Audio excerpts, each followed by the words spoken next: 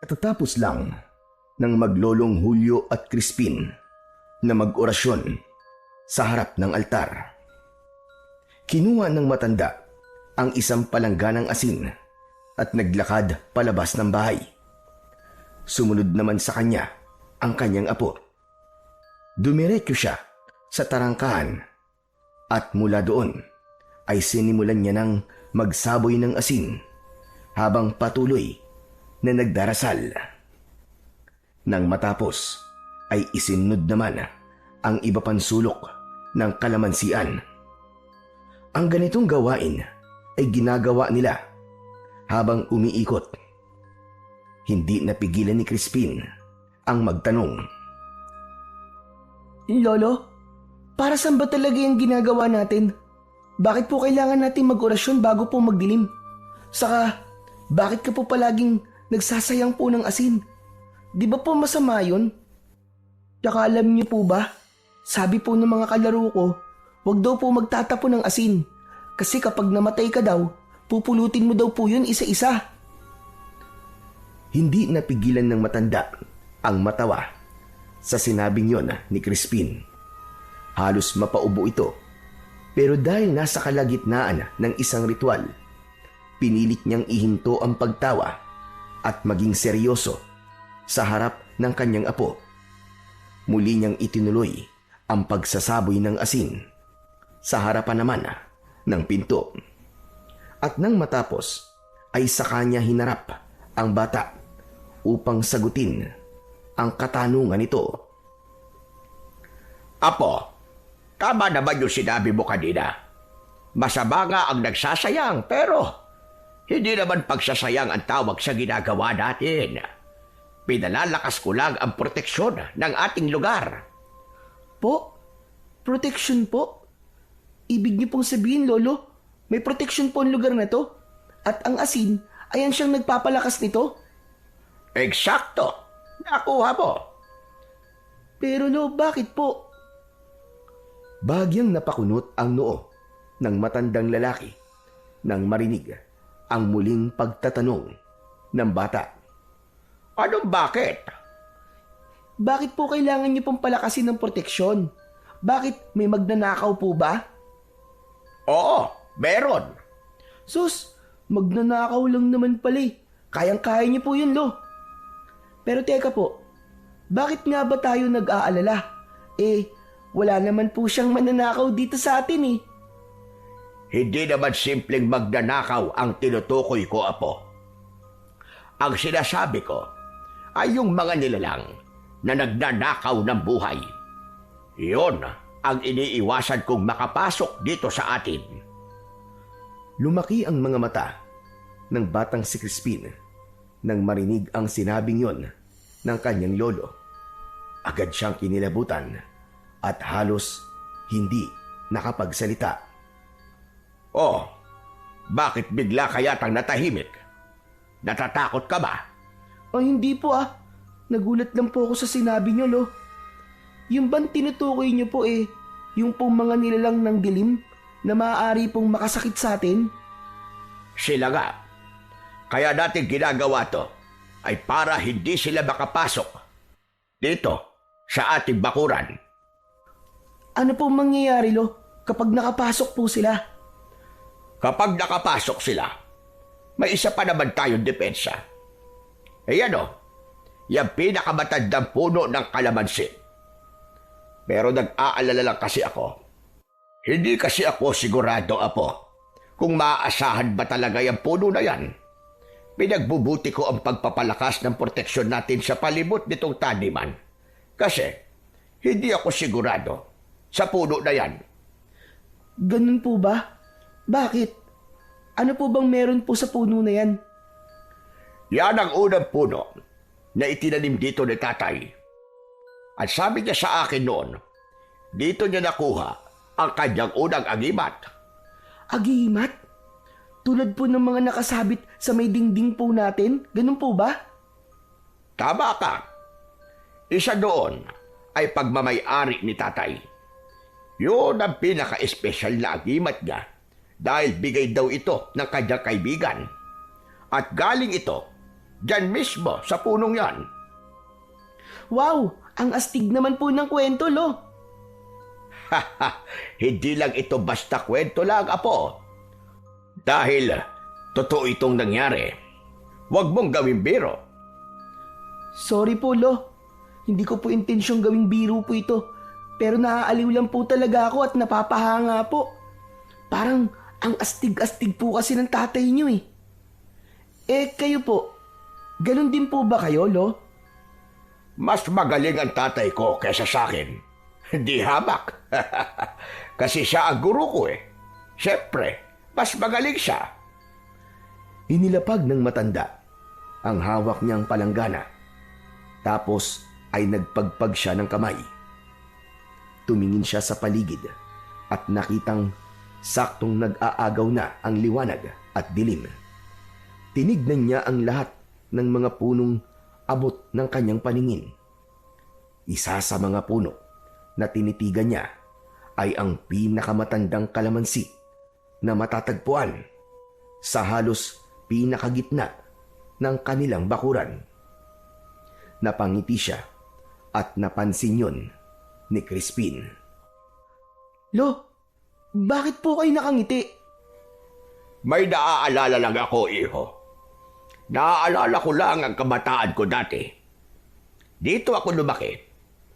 Dito ko nakasama si tatay at si nanay. Pagkatapos sabihin yon, ay biglang lumungkot ang muka ng matanda. Lo, may problema po ba? Medyo. Ano po yun? Galing kasi ako kaninang umaga sa bahay ni Amo. At sinabi niya na baka magmamigrate na sila sa Amerika kasama ng mga anak niya. Tapos itong lupa daw, balak na daw nilang ibenta kasi gagamitin nilang panimula doon. Po, ibibenta na po nila itong lupa. May bibili po ba nito, Lo? Nasa dulo na po ito ng baryo at medyo liblib. Tapos, wala pa pong mga kapitbahay. Meron din siguro. Lalo na kung ibibenta nila ito ng mura. Iniaalok nga ito sa akin ni Amo eh. Saan naman ako kukuha ng perang pambabayad? Wala naman tayong maraming pera. Nakakalungkot nga po, Lo. Pag nangyari po yun, saan po tayo titira? Kapag may bago na pong may-ari nitong lupa. Yun nga ang problema, Apo. Masakit sa akin na iwan ang lugar na ito. Pero mas masakit sa akin na wala tayong malilipatan. Napabuntong hininga ang matanda. Napatingin ito sa taniman na ilang dekada niya nang inaalagaan. Bahagyang nangilid ang luha niya, pero pinipilit niyang pigilan. Ayaw niyang makita ni Crispin na nasasaktan siya ng sobra. Lo, huwag niyo na po munang isipin po ang problema. May awa po ang Diyos. Malalampasan din po natin ang problema natin, Lo. Napangiti ang matanda matapos marinig ang mga salitang yon galing sa kanyang apo. Tama ka, Apo. Mabuti pa itara na sa loob ng bahay at maghanda na tayo ng hapunan. Pagpasok nila, agad na inihanda ng matanda ang mga bigas at nagsaing. Samantalang si Crispin naman ay umupo sa lamesa at mula doon ay tanaw niya ang mga kwintas na nakasabit sa dingding nila. Lo, tanong lang po. Ano po bang mga yan? Saglit na tumigil ang matanda sa kanyang ginagawa at napatingin din sa mga nakasabit na anting-anting. Naalala niya bigla ang nakaraan. Sa kanyang murang edad ay naging antingero na siya. Maaga siyang iminulat ng ama sa tungkulin ng isang antingero. Tinuruan siya nito sa paggamit ng mga sandata. Pinagtiyagaan siya nitong turuan ng mga orasyon at iba't ibang mga dasal. Ginawa ito ng tatay niya dahil siya lang ang bukod tanging maaaring tagapagmana ng tungkulin ng kanilang angkan. Lolo, okay lang po ba kayo? Oo naman. Ayos lang ako, Apo. Siya nga pala. Yung mga nakasabit na yan sa dingding ay mga agimat. Mga gamit yan ang ninuno natin na ipinapamana sa bawat henerasyon. Ang dami po, no? Tama ka. Mas madami pa nga dapat yan, sabi ng tatay, kung hindi lang nasunog ang dati nilang bahay noon bago sila nalipat dito sa taniman. Ganun po ba? Ano po ba ang gamit ng mga yan? Kumbagay para saan po? May kanya-kanyang taglay na kapangyarihan ng mga yan, Apo, na maaari mo magamit sa oras ng pangangailangan. Meron din diyang nagbibigay sa iyo ng kakaibang lakas o tapang. Meron din naman yung kapangyarihang hindi ka tatablan ng bala o anumang matatalas na bagay. Wow! Parang, ano bang tawag dun? Parang antingero o kaya albularyo. Mali, Apo. Hindi albularyo. Magkaiba ang albularyo sa antingero. Ha? Magkaiba po yun? Akala ko po kasi parehas lang. Siyempre magkaiba, Apo. Ang albularyo, sila yung nilalapitan kapag may sakit. Tulad halimbawa ng may mga lagnat, may pilay, o kaya nausog. O kaya yung napaglaruan ng mga elemento ng dilim. Gumagamit sila ng mga herbal, langis at mga dasal para magpagaling. Ang trabaho nila ay magpabuti ng katawan ng tao. Parang mga doktor, ganon. Pero kaya nila magpagaling gamit ang mga natural na gamot. Tumango-tango ang batang si Crispin. Nakikinig ng mabuti.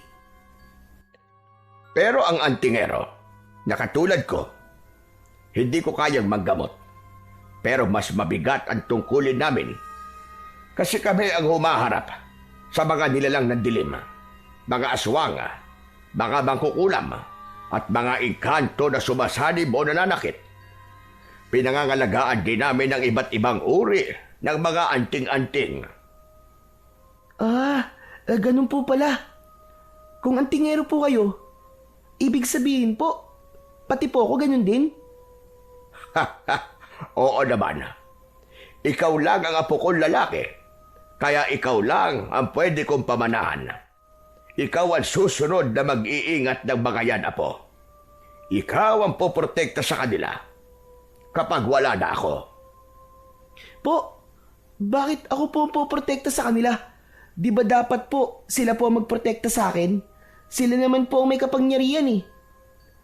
Napangiti si Lolo Julio. Mas lumapit siya kay Crispin at ang isang kamay ay ipinatong sa balikat nito. Bata ka pa nga, Apo. Natural lang na hindi mo pa lubos na maintindihan ang lahat. Alam mo, Apo, ang anting-anting, hindi ko siya gumagalaw para protektahan ang may-ari. Gabay at kasangkapan lamang sila. Ang tunay na kapangyarihan ay nasa may hawak nito. Kung marunong kang gumamit, kung marunong kang manalangin, saka sila nagiging buhay. Pero meron din namang pagkakataon na kusang kumikilos ang mga ito. Lalo na kapag nasa panganib ang may-ari o kaya naman kapag may banta na hindi na kayang harapin ng tao. Sandaling natahimik si Crispin. Pinagmasdan niyang muli ang mga anting-anting. Tapos ay napakamot sa kanyang ulo. Teka, nakakalito naman po, Lolo. Hayaan mo, iho. Unti-unti na ipapaunawa ko sa iyo ang lahat. Napatitig si Lolo Julio kay Crispin. Isang ideya ang biglang pumasok sa kanyang isip. Tama. Siguro nga ay dumating na ang oras para turuan at ihanda na kita po. Bilang tagapagmana ko. Po, tuturuan niyo na po ako? Lo, kaya ko po ba? Oo naman. Kaya-kaya mo. Ako nga doon eh. Mas bata pa ako sa'yo nung turuan ako ng tatay ko. Hey, nakakakaba naman po, Lo. Pero parang nakaka-excite din po. Huwag kang ma-excite. Hindi magiging madali ang pagdadaanan mo. Kailangan mo ng sipag at tiyaga para maging karapat-dapat. At saka, dapat ay matapang ka. Buo ang iyong loob. Matapang na po ako, Lo. Talaga ba? Oo naman po. Saka, hindi po ako takot sa multo at sa dilim, ano? Ako nga po ang pinakamatapang sa mga kaklase ko eh. Talaga lang ah. Kung ganon, ay hindi ko na pala kailangan mag-alala. Kung matapang ka na, mamayang gabi ay gagawin na natin ang unang hakbang. Bubuksan natin ang iyong ikatlong mata. Ha? Para saan po yun? Para makita mo ang mga hindi nakikita ng karaniwang mga mata. Tulad ng mga multo, engkanto at iba pa. Kailangan ito para masanay ka na sa presensya nila. Sige po. Kayang-kaya ko po yan. Sisiw lang sa akin yun. Natawa ang matanda sa sagot ni Crispin sa kanya. Muli siyang bumalik sa kanyang ginagawa. Samantala, makalipas ang ilang oras nang matapos silang maghapunan, tinawag ng matanda si Crispin. Lumabas silang dalawa at sa labas, mula sa silong ng isang malaking puno ng akasya, pinaupo niya ang bata sa isang upuan na naroon, nagawa sa kahoy. Lo, anong gagawin natin dito? Gabi na po ah. Di ba sabi mo matapang ka? Susubukan na natin ngayong gabi, apo, kung hanggang saan ang tapang mo. Kinuha ni Lolo Julio ang isang pulang panyo sa kanyang bulsa. Dahan-dahan na tinakpan niya ang mga mata ni Crispin. Mahigpit ang pagkakatali, sapat upang hindi makasilip ang bata. Samantala, habang nakapiring, naramdaman naman ni Crispin na lumayo ng bahagya ang kanyang lolo. May narinig siyang tunog na may naglalakad at tila may kinukuha mula sa isang lalagyan. Pagkaraan ng ilang sandali, bumalik ito at nagsimulang magsalita ng mabagal. Tulad ng dati, hindi na naman niya nauunawaan kung ano ang binabanggit ng matanda. Lo, ano po ba kasing ginagawa nyo? Kinakabahan na po ako eh. Nagsisimula na ako ng isang ritual, apo. Ritual? Para saan po, Lo? Para mabuksan ang iyong paningin. Lolo naman eh, niloloko niyo naman po ako eh. Di naman po nakasara ang mga mata ko ah. Saka nakakakita naman po ako. Hindi po ako bulag. Ang iyong ikatlong mata ang sinasabi kong bubuksan natin. Huwag kang matatakot, ah. Kinuha ni Lolo Julio ang isang bote ng langis na may katas na dinikdik na dahon ng kalamansi. Ipinahid dito sa kanyang noo at saka muling nagdasal. Lo, ang asid po ng inilagay nyo. Huwag kang maingay.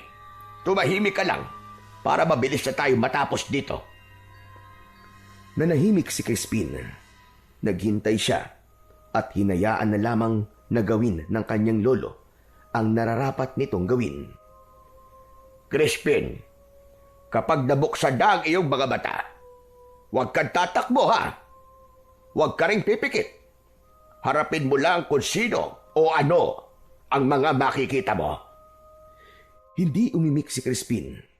Bagamat may nararamdamang takot at kaba, hindi niya ito ipinapahalata sa matanda. Gusto niyang ipakita at ipagyabang na siya'y talagang matapang. Maya-maya pa, biglang natahimik ang paligid. Kasabay nito ay naramdaman niyang tila bumigat ang kanyang pakiramdam. Lo, Teka, ano po nangyayari sa akin? Bakit parang sumasakit po ang ulo ko? Normal lang yan. Tiisin mo lang. Nang maramdaman ni Lolo Julio na sapat na ang oras at mga orasyon na binanggit niya, hinipa niya ng marahan ang ulo ng kanyang apo at tinanggal na ang panyo na nakapiring dito. Sige na, Apo. Buksan mo na ang iyong mga mata. Pagdilat ni Crispin, tila ibang mundo ang bumungad sa kanya. Ang madilim na paligid ng kalamansian ay biglang nasinagan ng maliwanag na buwan.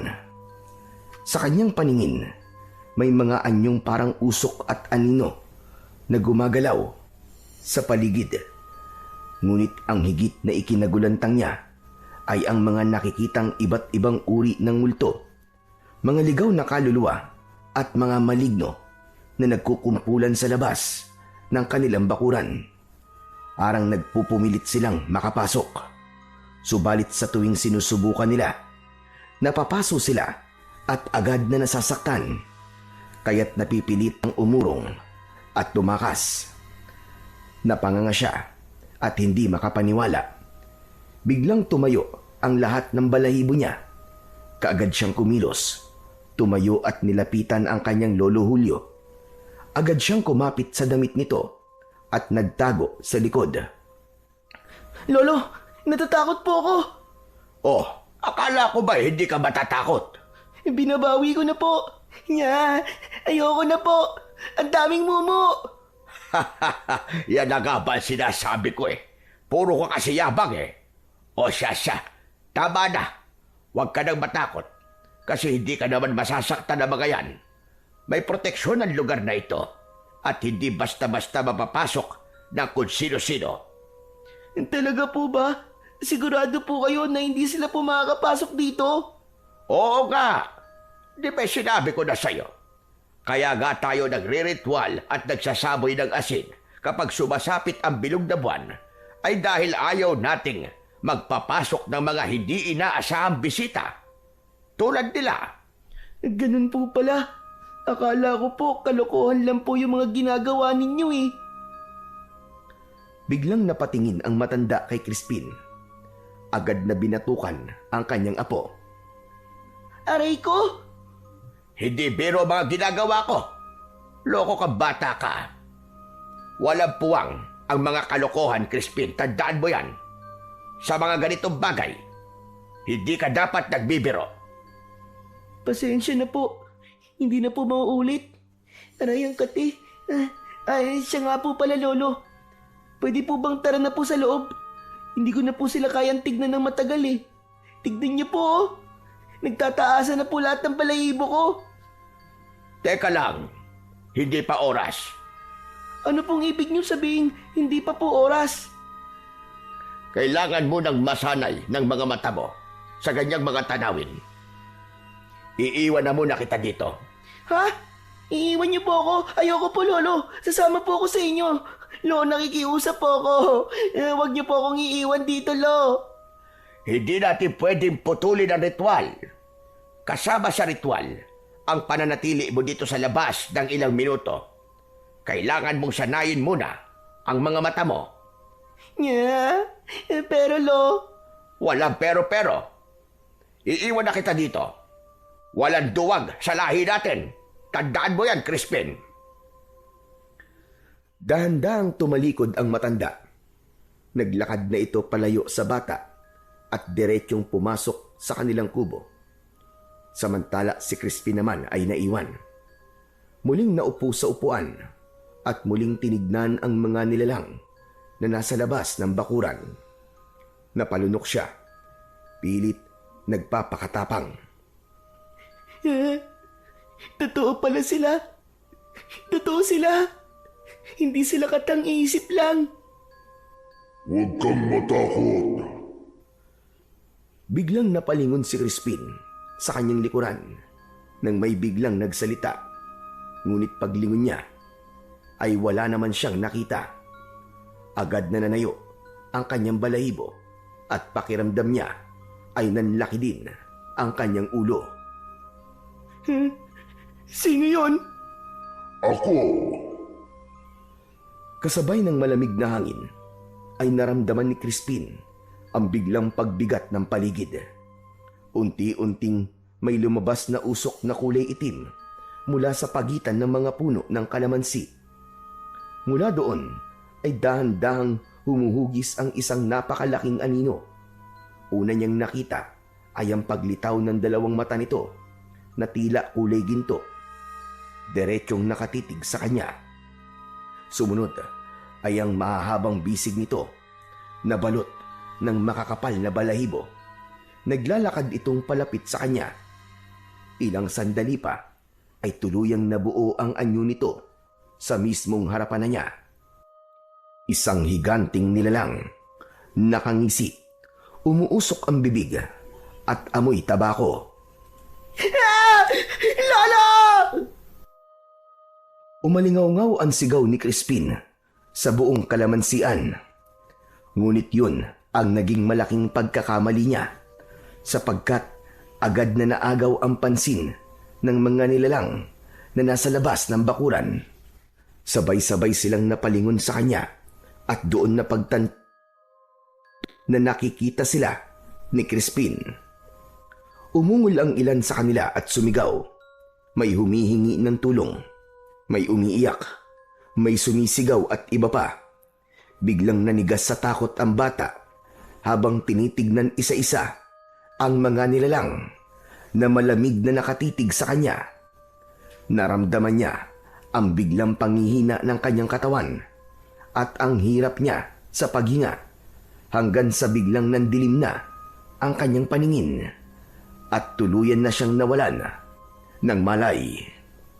Samantala, nang marinig naman ni Lolo Julio ang malakas na sigaw ni Crispin, agad siyang lumabas. Bumungad sa kanya ang apo na nakahandusay sa lupa. Dali-dali niya itong nilapitan at sinubukang gisingin. Ngunit hindi ito magising. Kaya't agad niya na itong binuhat. Subalit mabigat si Crispin. Agad na umusal ng dasal ang matanda at hinalikan nito ang suot na agimat. Sinubukan niya muling buhatin ang apo at walang kahirap-hirap niya na itong nabitbit hanggang sa maipasok niya na ito sa bahay at maihiga sa katre. Kinabukasan, maagang bumangon si Lolo Julio. Hindi na siya halos makatulog magdamag dahil sa nangyari sa apo niyang si Crispin. Ilang beses din niyang pinagsisihan ang ginawa niyang pagbubukas ng ikatlong mata ng bata. Muli siyang pumasok sa kwarto matapos magkape. Nakita niyang tulog pa din si Crispin. Tinitigan niya ito. Kita niya ang pawis sa noo ng bata at ang malalim nitong paghinga. Crispin? Crispin na po! Kinabahan siyang bigla. Kaya naman maingat niyang inilapit ang palad niya sa noo nito. Diyos ko! Ang init mo! Biglang nanginig ang katawan ng bata. Kaya naman, agad na tinapik ng matanda ang balikat nito. Crispin na po! Crispin! Gising ka na! Buksan mo na mga mata mo! Sige na! Apo! Unti-unting nagmulat ng mga mata si Crispin. Namumungay pa ang mga mata niya at halatang hirap na hirap sa paghinga. No? Lolo? Oo, Apo. Si lolo mo ito. Gising na. Ano bang nararamdaman mo? Giniginaw po ako, Lo. Ang lamig po. Dahan-dahang gumalaw ang bata. Inayos nito ang kanyang pagkakahiga. Saka muling ipinikit ang mga mata. Patawad, Apo. Kasalanan ko ito. Hindi ko dapat pinilit ang katawan mo. Patawarin mo ko. Ayos lang po, Lo. Kaso tong ulo ko po masakit, saka mabigat po. Parang umiikot po ang paligid. Tapos ang init, pero nilalamig naman po ako. Hinawakan ni Lolo Julio ang kanyang kamay. Ramdam niya ang panginginig nga nito. Sandali niyang kinumutan ang apo bago ito muling kinausap. Hayaan mo, gagamutin kita. Pero sabihin mo sa akin, anong mga nakita mo kagabi? Bukod po dun sa mga nilalang na nasa labas ng bakuran natin, may isang malaking nilalang po na lumapit po sa akin. Isang malaking nilalang. Teka, paano siyang nakapasok? Hindi po siya nakapasok, Lo. Doon po mismo sa bakuran natin siya nanggaling, hindi po sa labas. Teka, imposible. Wala akong nakikitang nilalang dito sa loob ng bakuran natin. Meron po talaga, Lo. Maitim siya, saka mabalahibo po ang katawan niya. Tsaka, amoy tabako po na mabaho. Isang kapre. Siguro po, Lo. Kapre nga po.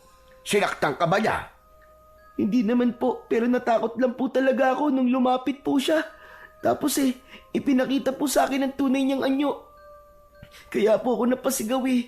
Tapos, yung mga nilalang po sa labas, lahat po sila tumingin po sa akin. Tapos, wala na. Hindi ko na po alam kung ano po nangyari. Natakot ako kasi akala ko po kukunin po nila ako eh.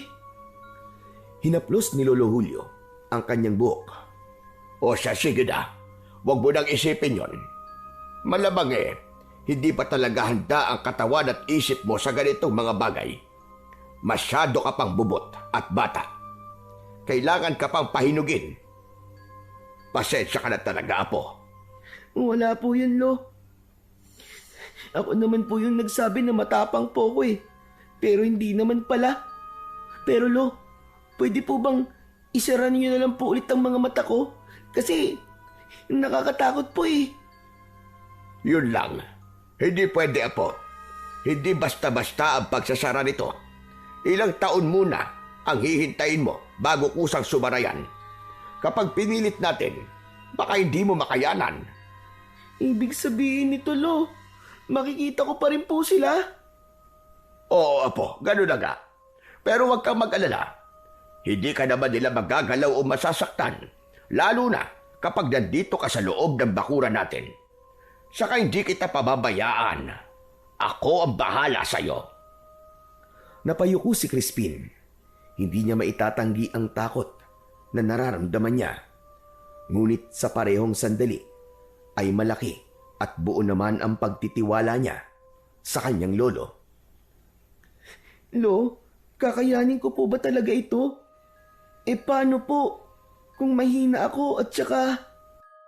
Walang batang mahina, Apo. Kung ginagabayan ng tamang tao.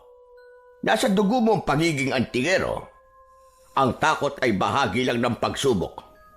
Tulad ko, nalampasan ko noon ang lahat ng pagsubok at lahat ng takot. At kung kaya ko, ay alam ko na kaya mo rin. Tama po kayo, Lo. Hayaan po ninyo. Susubukan ko pong maging matapang. Haharapin ko po ang lahat. Yan! Yan ang gusto kong marinig sa iyo, Apo. Ngayon, nasimulan na natin. Kailangan na kitang unti-unting ihanda. Para kapag wala na ako, Apo, kaya mong lumaban. Kaya mong ipagtanggol ang sarili mo. At higit sa lahat, kaya mong ipagtanggol si ate mo at si amo. Si Ate Sofia?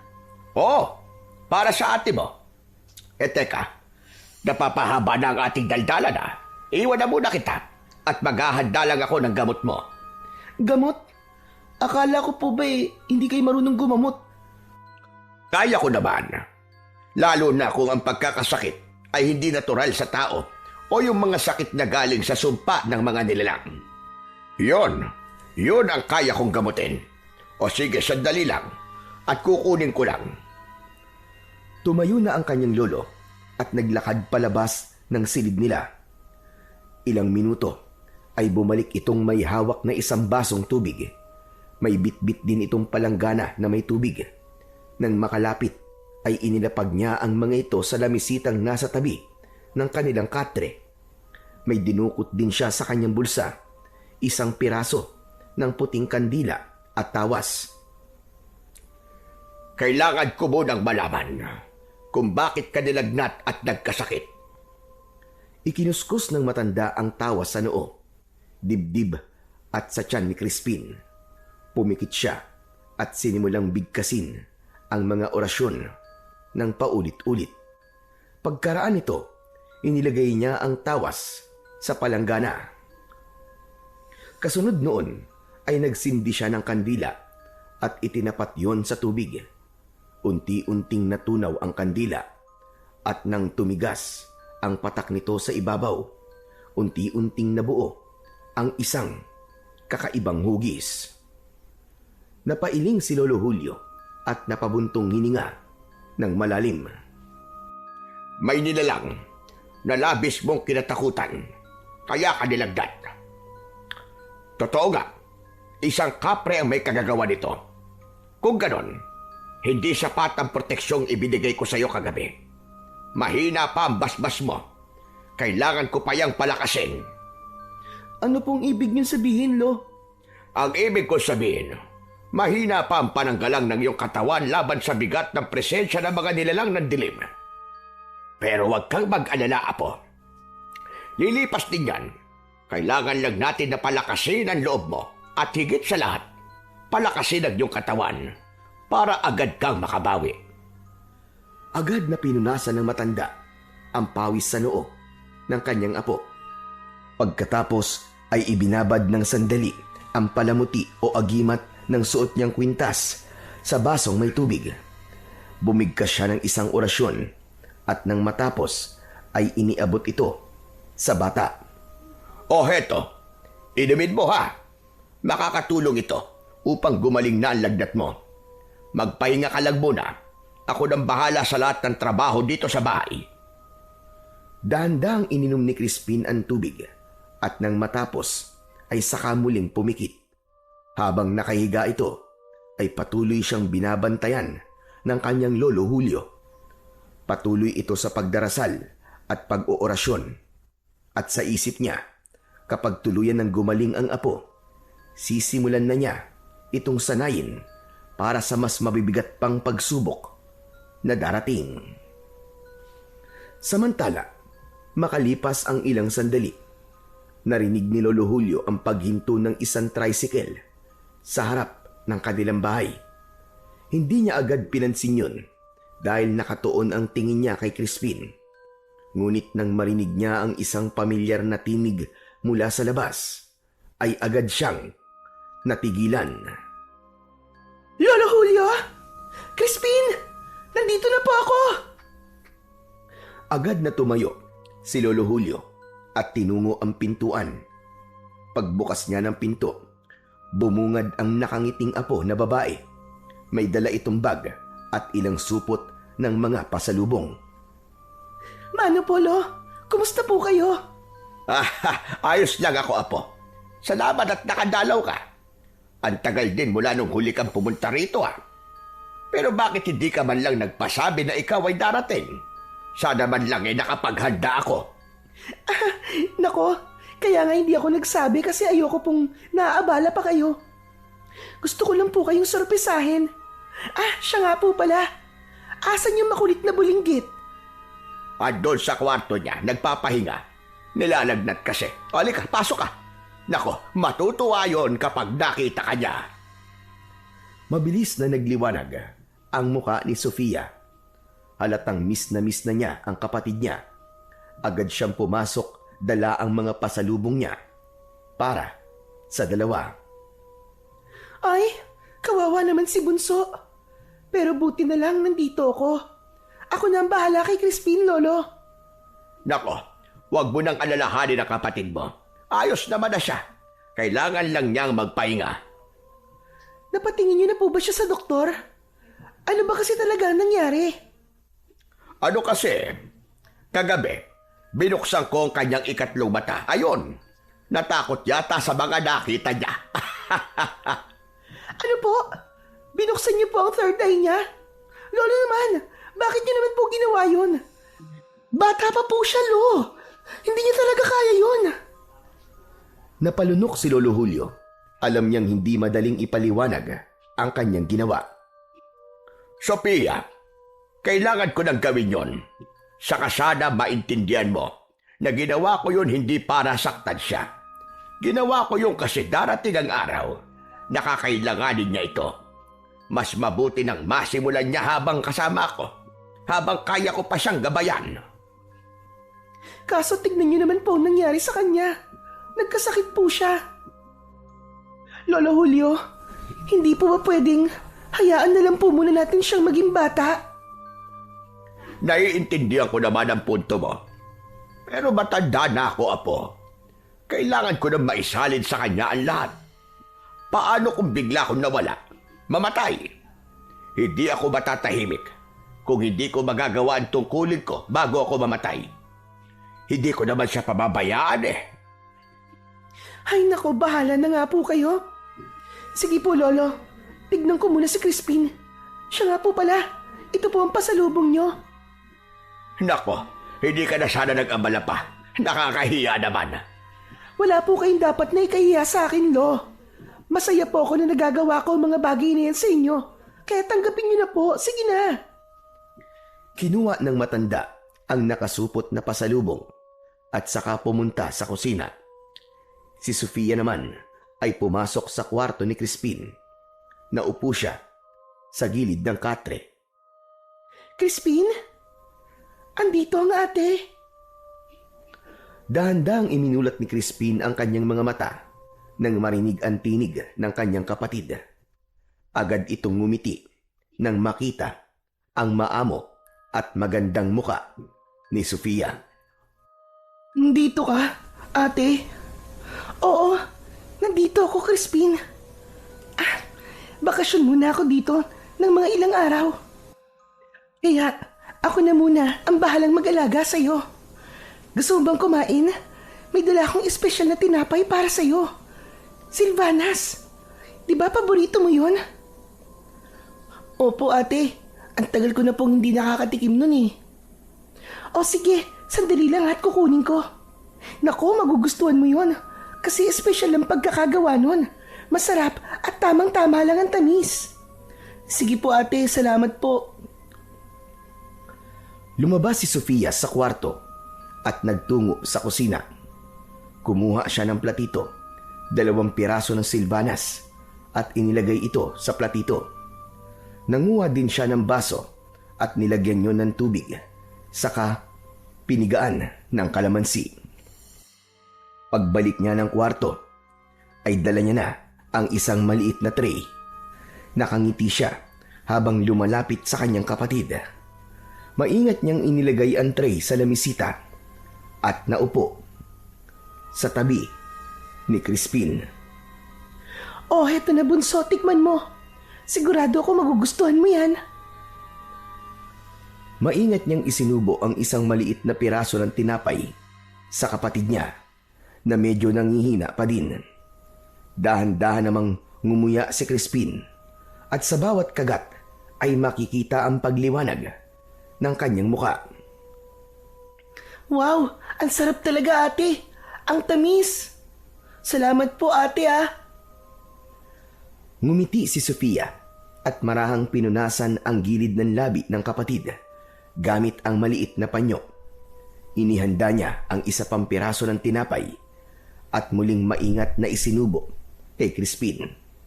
Habang pinapakain niya ito, hindi niya maiwasang titigan ng kapatid ng may halong awa at pag-aalala. Pagkaraan ng ilang subo, naubos din ang tinapay. Kinuha ni Sofia ang baso ng kalamansi juice na dala niya at marahang iniabot yon kay Crispin. At dahan-dahan itong uminom. O tama na muna. Magpahinga ka uli. Mamaya kung kaya mo pa, kakain ka ulit. Salamat ate ah. Namiss kita. Ako rin namiss kita. Lagi ka nasa isip ko. Habang pinagmamasdan ang kapatid na muling pumikit, napaupo siya ng tuwid at napabuntong hininga. Bumalik sa alaala niya ang kanyang pinagdaanan sa mga nakaraang taon. Umalis si Sofia sa kanilang bayan upang makipagsapalaran para sa kanyang pangarap Nais niyang makapagtapos ng pag-aaral, ngunit nang pumanaw ang kanilang mga magulang, alam niyang hindi kakayanin ni Lolo Julio na pag-aralin pa siya. Kaya't nagpasya siyang lumayo at maghanap ng kapalaran sa ibang lugar. Mahirap ang naging simula. Pumasok siya bilang isang kasambahay sa isang malaking bahay ng mayamang pamilya. Mabigat ang mga gawaing ipinapagawa sa kanya. Paglilinis, pagluluto, pati ang pag-aalaga sa mga bata. Ngunit tiniis niya ang lahat ng yun, alang-alang sa kanyang pangarap at para sa natitirang pamilya niya, sina Lolo Julio at Crispin. Isang araw ay napansin ng amo niyang babae ang kasipagan at talino niya. Inalok siya na mag-aral at tutulungan siyang makapagkolehiyo. Nakuha din siyang scholar nang makapasa sa exam. At doon nagsimula ang bagong yugto ng kanyang buhay. Pinagsabay niya ang trabaho at pag-aaral.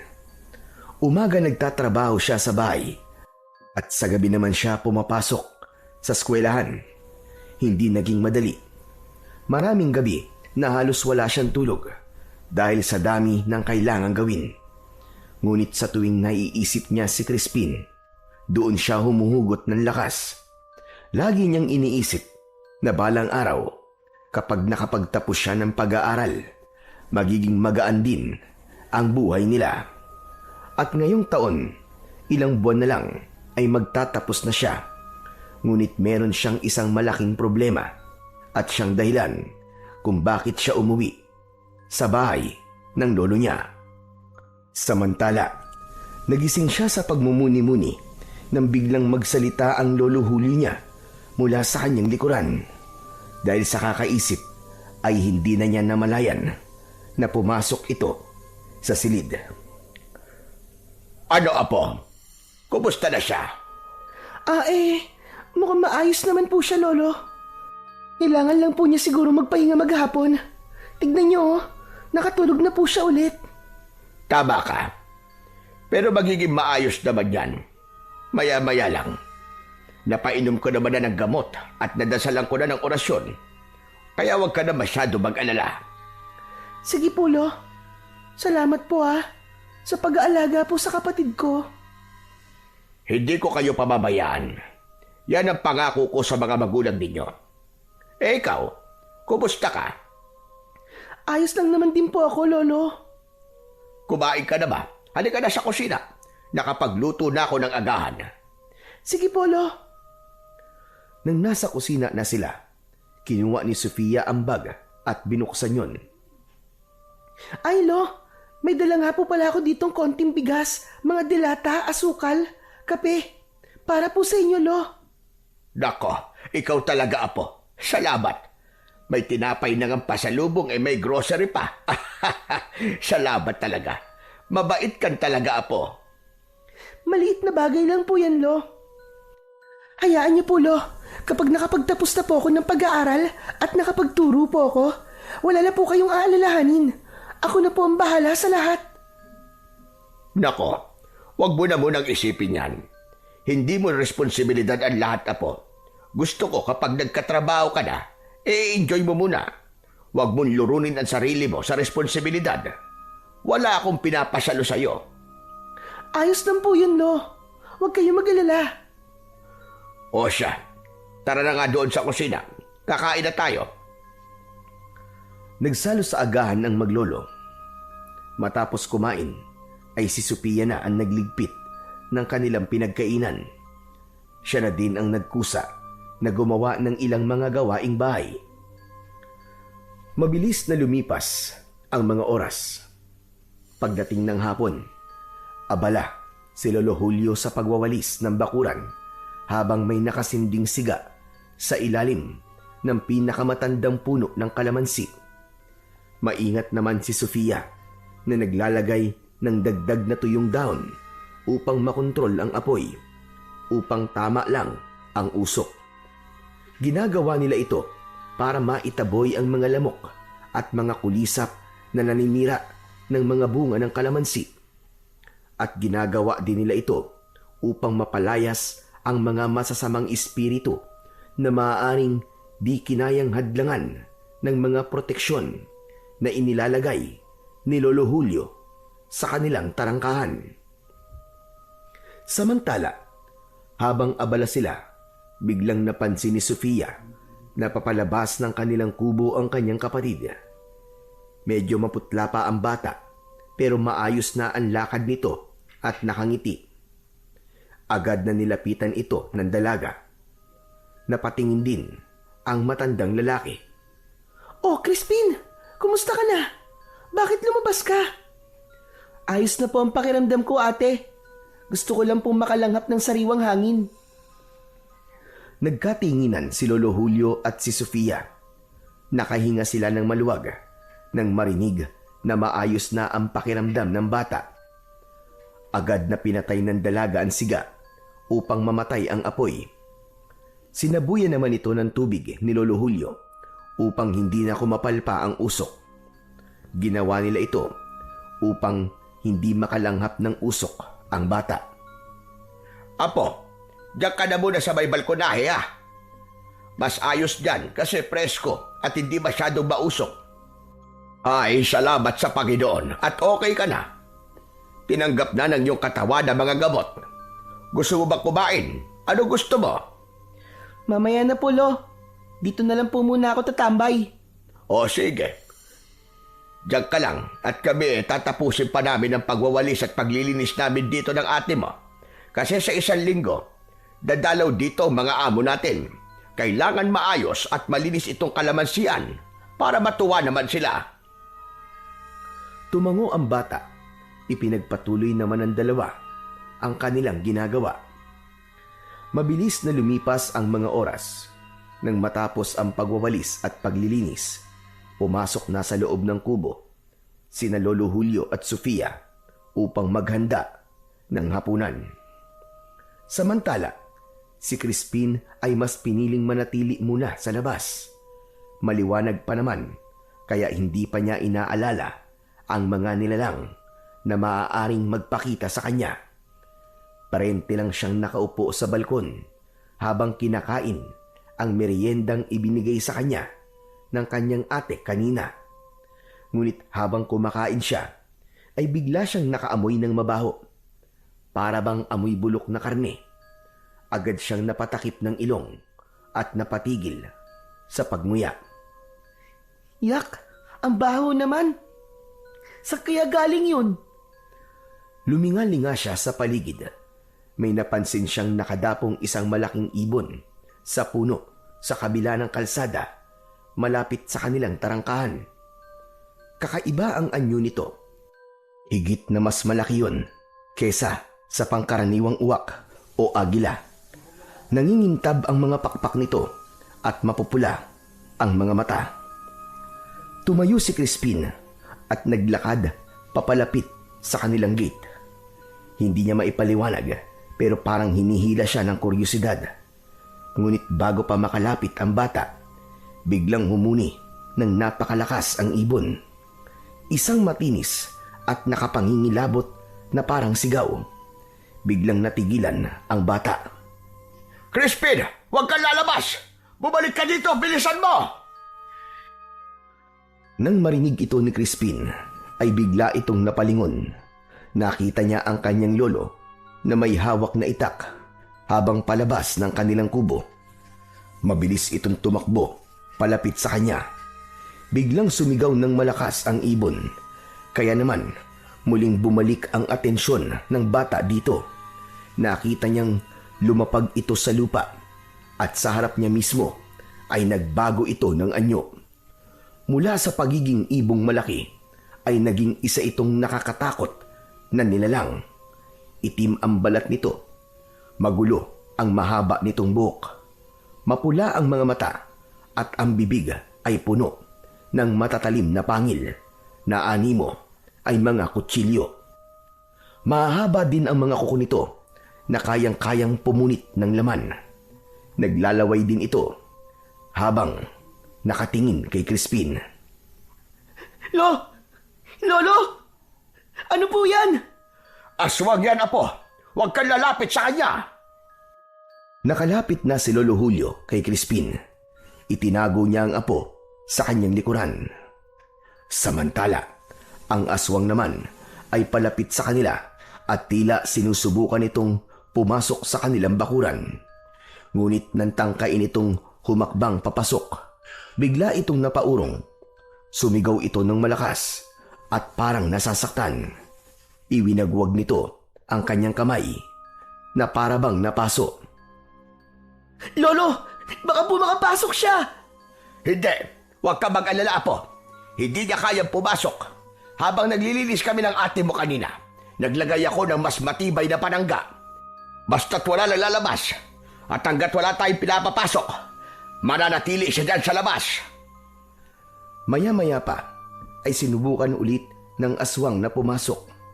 Ngunit sa sandaling iniapak niya ang kanyang paa sa tarangkahan nila, muli itong sumigaw ng malakas. Napaupo ito sa lupa. Ang kanyang paa, nakita ni Crispin na may malalaking tinik ng kalamansi na nakabaon. Lolo, saan po galing yung tinik na yun? Yan ang kapangyarihan ng harang na inilagay ko. Ginamit ko ang mga tinik ng kalamansi. Ibinaon ko to sa lupa, doon sa may gate natin. At saka ko dinasalana ng napakabisang orasyon. Ang sino mang masamang loob na papasok ng walang pahintulot ay tiyak na masasaktan. Namangha si Crispin sa galing ng kanyang lolo. Maya-maya pa ay muling sinubukan ng aswang na makapasok. Dahil doon, nakaramdam ng pagkayamot ang matandang lalaki.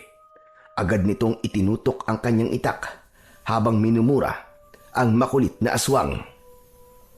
Hoy! Diablong buwang ka! Wala kang karapatang pumasok dito sa lugar ko! Lumayas ka kung ayaw mo mamatay! Ngunit imbis na matakot ang nilalang, mas lalo pa itong nagalit. Itinaas ng aswang ang ulo at malakas na umatungal. Kasabay nito ay ang paglabas ng itim na laway nito na tila ba asido. Bumubula ito kapag nahuhulog sa lupa. Umuusok din ang mga damo na tinatamaan ito. Abat! Talaga pala gusto mo magpakitang gilas, ha? Gusto mo talaga ng laban, ha? Ha! Papatulang kitang hayop ka! Lo, wag na po. Hayaan na lang po natin siya dyan sa labas. Wag niyo na po patulan. Matanda na po kayo, Lo. Baka hindi niyo po kaya. Makulit eh. Naiinis ako sa mga pasaway. Ikaw na aswang ka, lumayas ka! Buisit kang halimaw ka! Halika na po, Lo. Tama na po. Tara na po sa loob ng bahay. Ate, tulungan mo akong ipasok si Lolo. Hindi, wag! Pabayaan niyo ako! Haharapin ko yan! Kaya ko yan! Hindi ko yan uurungan! Habang nagsasalita si Lolo Julio, ay paikot-ikot ito sa labas ng bakuran na tila naghahanap ng maaaring mapasukan. Wala kang mahanap na daan!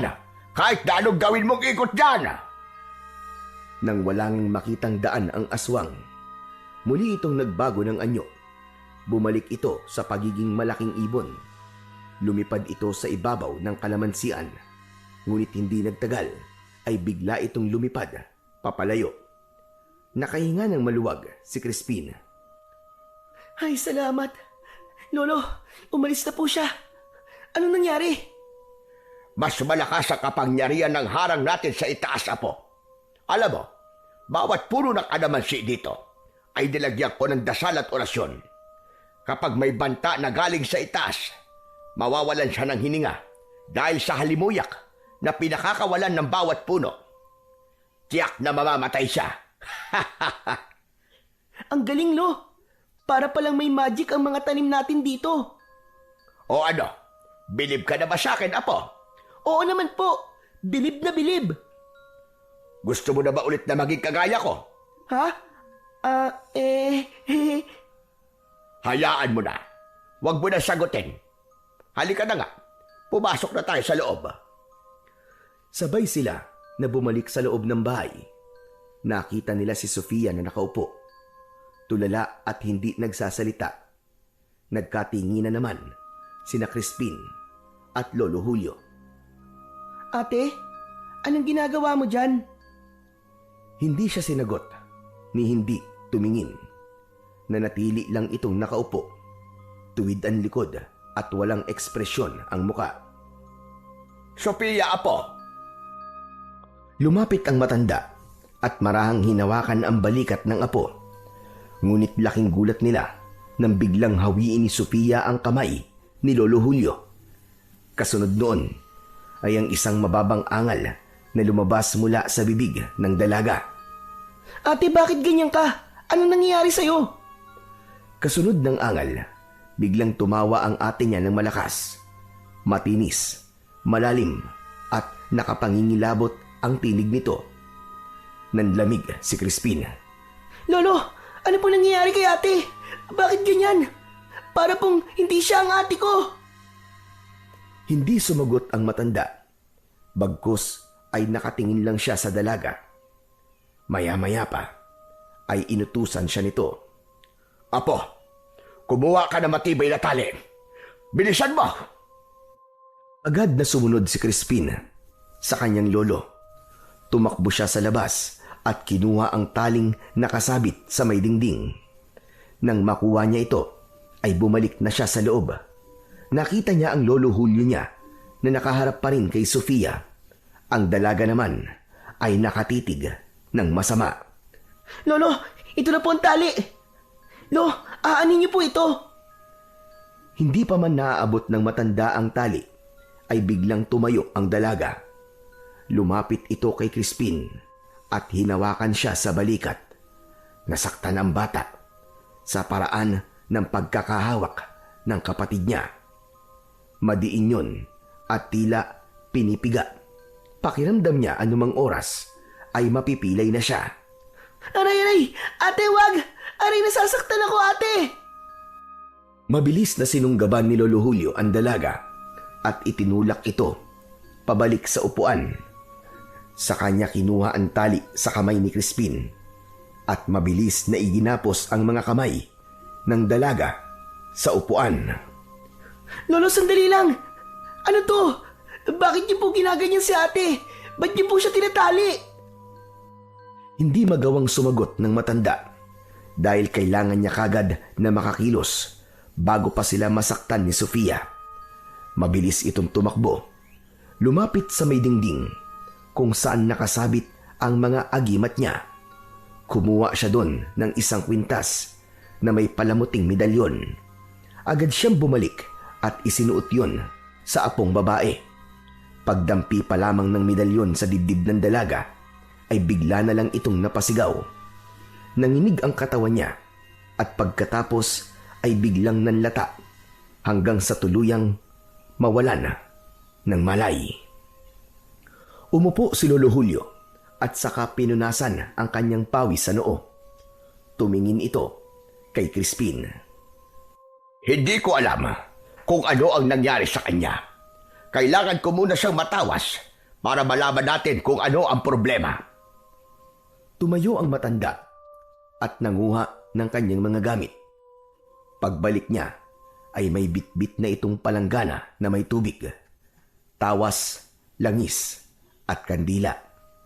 Inilipag niya ito sa paanan ni Sofia at nagsimulang mag-orasyon.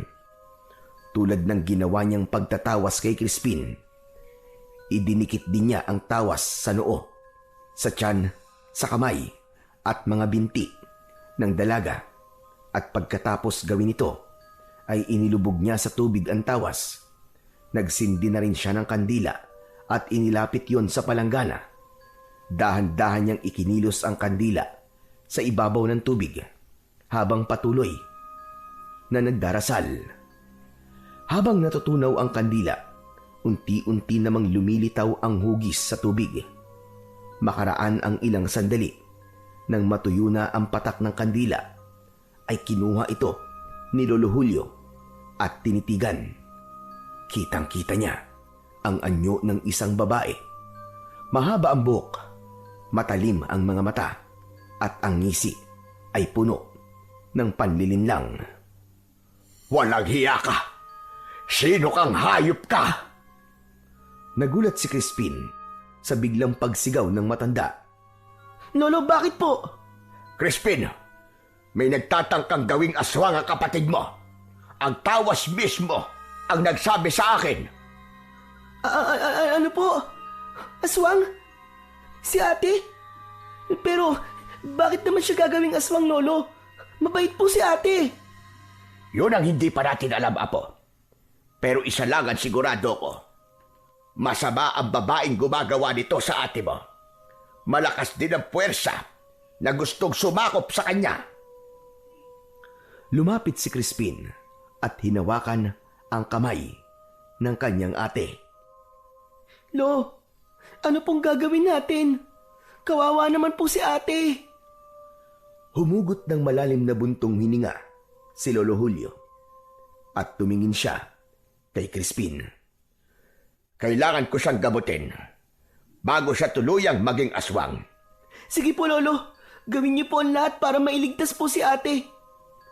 Pero, Lo, bakit po ba siya nagkakaganyan? Bakit siya magiging aswang? Hilawaan siya. Maaaring pinakain o kaya naman ikinurot ito sa kanya. Mahihirapan tayo kung naipakain sa kanya ang itlog. Ano po? Itlog? Oo, ang itlog ng ibong pispis. Kapag nakain ito ng ate mo, mahihirapan tayong alisin ang sumpa. Pero kailangan natin ito kagad matanggal sa tiyan niya hanggat hindi pa ito namimisa. Kapag napabayaan natin yon, baka hindi na natin magamot ang ate mo. Agad na kinuha ni Lolo Julio ang bote ng langis na hinaluan ng dinikdik na dahon ng kalamansi.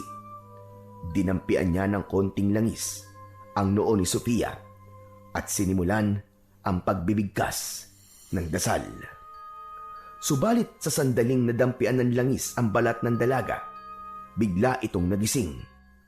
Biglang natulala si Crispin nang makita ang anyo ng kanyang ate. Tulad ng aswang na nakita nila kanina, mapulang-mapula din ang mga mata nito. Matalim ang kanyang mga titig. Ilan mo ako, matanda ka! Akin ang katawan ng apo mo! Akin ang katawan ito! Nagulat si Crispin dahil iba na rin ang boses ng kanyang ate. Naging mas matapang at magaspang kung magsalita. Ang boses ay tila boses ng isang demonyo na nasa pinakailalim ng lupa. Samantala, si Lolo Julio naman ay hindi nito pinansin ng apo.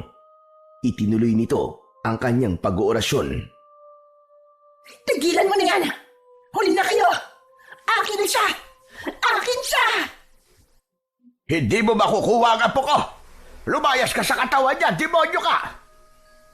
Biglang umangat ang katawan ng dalaga sa upuan. Tila may malakas na puwersang humihila dito pataas at sinusubukan itong makawala sa pagkakagapos. Mabilis na naglakad ang matanda patungo sa dingding kung saan nakasabit ang iba pa niyang mga gamit. Dinampot niya ang isang buntot ng page. Pagbalik niya ay walang pag-aalinlangan niyang hinagupit ito ng latigong page. Tigilan mo yan! Tigilan mo yan! Susunog ako! Tumigil ka! Ngunit hindi siya pinakinggan ni Lolo Julio. Muli nitong hinampas ng buntot ng pagi ang dalaga. Kasabay nito ay nagpatuloy siya sa pagbigkas ng dasal. Sa bawat tampas ay lalong lumalakas ang sigaw ni Sofia. Pinipilit niyang makawala, ngunit dahil maigpit ang pagkakatali, hindi siya makaalis o makalaban ng gusto. Crispin! Crispin, tulungan mo ako! Biglang napatitig ang bata nang marinig na humihingi ng tulong sa kanya ang kanyang ate. Lolo! Lolo, tama na po! Nasasaktan na po si ate! Huwag kang palinlang! Hindi na yan ang ate mo! Pero Lolo, Hindi si Sophia nasasaktan, kundi ang espiritu na sumasakop sa kanya. Kaya wag mo akong pigilan! Muling pinalo ng matanda ang hita ni Sofia. Galit na galit ang mga mata ng dalaga. Naging mas mapula at mas nakakatakot. hindi! Hindi mo ako mapapalayas! Malakas ako! Hindi ako aalis! Akin ang katawan na ito! Buwisit ka! Bakit mo ba ito ginagawa? Ano bang kasalanan ng apo ko sa'yo?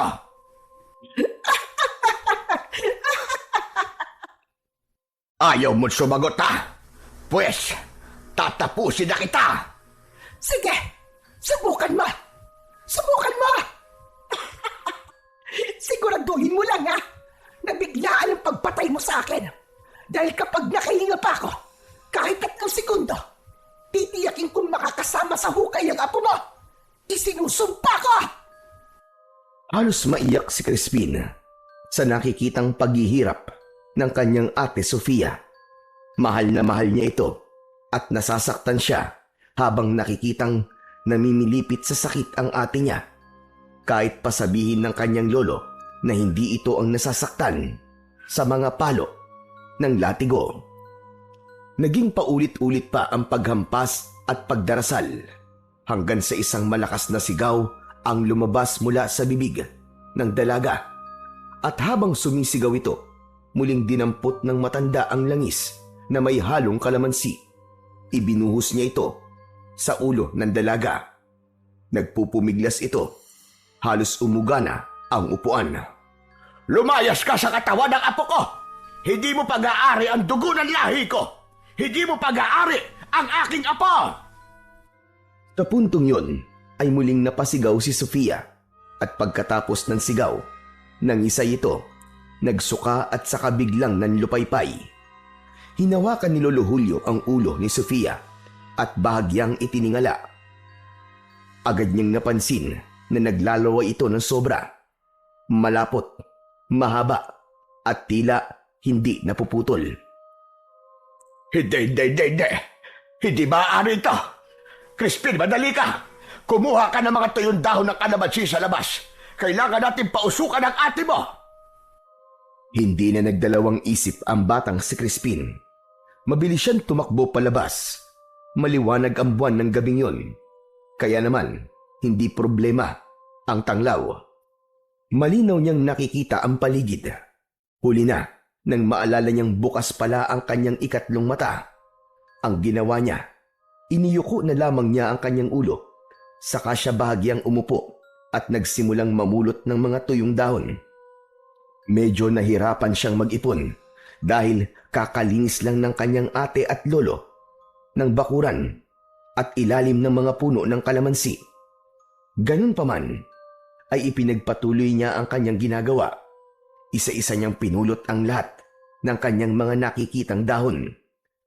Ngunit maya-maya pa ay may narinig siyang isang malakas na kalabog sa kanyang likod.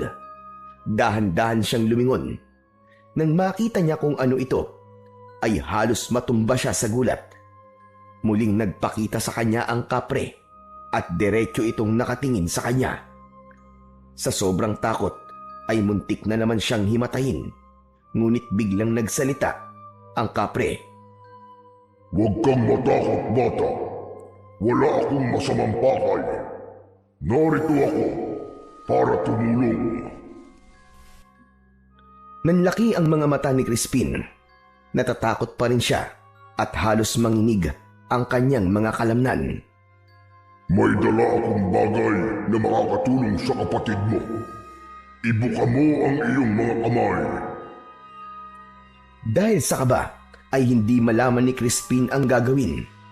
Napatingin na lang siya sa malaking nilalang. Kinakabahan na baka kapag tumanggi siya ay magalit ito sa kanya. Kaya't dahan-dahan niyang iniunat ang kanyang mga kamay na nanginginig pa rin. Mula sa palad ng kapre, may inihulog itong tila pinong pulbos. Kulay kayumanggi ang kulay nito. Makinig ka. Ihalo mo ito sa kanyang inumin. Huwag kang mag-alinlangan. Kapag ininom niya ito, mailalabas niya ang sumpa ng aswang sa kanyang katawan. Nang matapos ay nag-angat ng tingin si Crispin, pero sa isang kisap mata, biglang naglaho ang kapre. Niwala itong iniwanang anumang bakas. Tumayo siya at muling tumakbo. Halos matisod pa siya sa pagmamadaling bumalik sa loob ng bahay. Tangan-tangan ang pulbos. Pagpasok niya ay agad siyang tinanong ng matanda. O ano, Apo? Nasaan ang pinapakuha ko sa'yo? Tubalit hindi niya sinagot ang kanyang lolo. Bagkos ay dumiretso ito sa kusina upang kumuha ng isang basong tubig. Inilagay niya doon ang pulbos. Kusa naman itong natunaw. Naging parang ordinaryong tubig na lang ito sa paningin. Nang matapos, ay kagad na lumapit siya sa kanyang ate Sofia. Ipapainom na sana niya ang tubig, ngunit pinigilan siya ng lolo niya. Crispin, sandali iho. Ano ba ang plano mong gawin? Gumawa po ako ng gamot niya, Lolo. Ano ka mo? Kumunot ang noo ng matanda nang marinig ang sinabing yun ng kanyang apo. Dinikitan siya ng matanda at kinuha ang baso. Inilapit niya ito sa kanyang ilong at bibig. Tumingin siya sa apo. Kita sa mukha niya ang labis na pagdududa. Sigurado ka bang gamot ito? Saan mo ba ito nakuha? Sandaling hindi sumagot si Crispin. Kinakabahan siyang aminin sa matanda na kapre ang nagbigay ng pulbos. Ganun pa man, pinili niya muna ang magsinungaling. Basta po, Lolo, mabisa po to. Sigurado ako na ito po magpapagaling kay ate. Saglit na natahimik si Lolo Julio at napatingin sa mga mata ng apo. Ibinalik niya ang baso kay Crispin. Kung yan ang paniniwala mo, sige, subukan natin. Dahan-dahan, inilapit ni Crispin ang baso sa labi ng kanyang ate. Pagdampi pa lang ng tubig, biglang nagsuka na ang ate niya. Malapot at kulay itim na likido ang lumabas mula sa bibig ni Sofia. Mabaho ang amoy, parang galing sa imburnal na matagal nang hindi nalinis. Halos mapangiwi ang bata. Napaatras siya. Kita niya ang pamimilipit ng ate niya at halatang nahihirapan ito sa patuloy na pagsusuka. Crispin, painumin mo ulit siya. Dali, bilisan mo. Subalit natulala na lang si Crispin. Awang-awa siya sa ate niya. Dahil doon ay agad na kinuha ng matanda ang baso mula sa apong si Crispin. Tapos ay lumapit ito kay Sophia at bahagyang itiningala at pilit na ipinapainom muli ang tubig. Pilit namang nilulunok ito ng dalaga, ngunit kasabay nun ay muling sumuka ito ng mas marami pang itim na likido. Lolo, ayos lang po ba si ate? Hindi po ba siya nasasaktan? Hindi. Dahil ang nakikita mo, Crispin, ay isang senyales na nailalabas niya na ang hawa ng aswang. Mas mabuti na ito kaysa tuluyang maging nilalang siya ng dilim. Ilang sandali pa ay unti-unting humupa na ang pagsusuka ng dalaga. Latang-lata ang katawan nito. Huminga ng malalim si Lolo Julio. Pinunasan ang pawis sa kanyang noo. Magaling! Magaling, Crispin! Mukhang nailabas na niya ang lason. Napatingin si Crispin sa bagay na isinuka ng kanyang ate. Isang maliit na ibon na kulay itim. Tapos ay muling tinignan niya ang kanyang ate.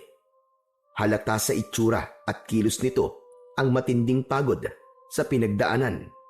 Bumalik na ang kulay nito.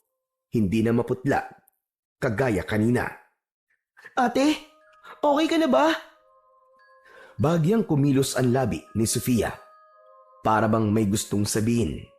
Ngunit sa sobrang hina, halos pati pagsasalita ay nahihirapan na siya. Agad na kumuha ng basang bimpo si Lolo Julio at pinunasan ang muka at ang labi ng dalaga. Salamat sa Diyos. Napakahusay ng ginawa mong gamot, Crispin.